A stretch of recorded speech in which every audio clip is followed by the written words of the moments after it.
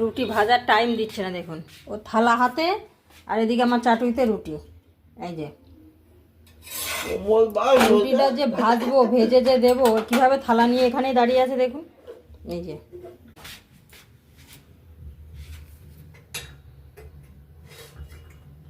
ঠিক করে উল্টা। সঞ্জয় রুটি ভাজছে, রুটি উল্টাচ্ছে, পুড়ে যাবে কিন্তু। উল্টে দে, উল্টে দে, তুই তো বললি রুটি ভেজে দিবি। ভাজতে আর পারলো না, চলে গেল। রুটি 4টে যে ভেজে দেবো সে সময় আমার দিচ্ছে না। এইভাবে ও রান্নাঘরে এসে এসে জ্বালাতন করছে দেখুন, থালা রেখে গেল। ওই যে খাবে, আমি রুটিটা ভাজবো তারপরে তো দেবো।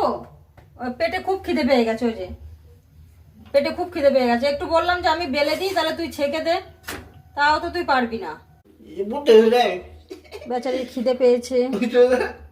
ওর কথা শুনতে চান না আপনারা? কমেন্টে বলেন যে সঞ্জয়ের কথা শুনবো না। এই দেখুন সঞ্জয়ের কথা বলছে, সেই পুলিশ পুলিশ এখনো বক বক করছে। ওষুধ দিলাম, ঘুমালো এত, কিন্তু সে পুলিশের কথা ভুলিনি।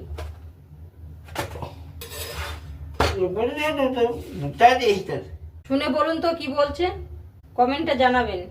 আমার এক ভাই কমেন্ট করেছে, সে সঞ্জয়ের কথা শুনতে চাই। ও সবসময় তো বলে না, মাঝে মাঝে এরকম বলে।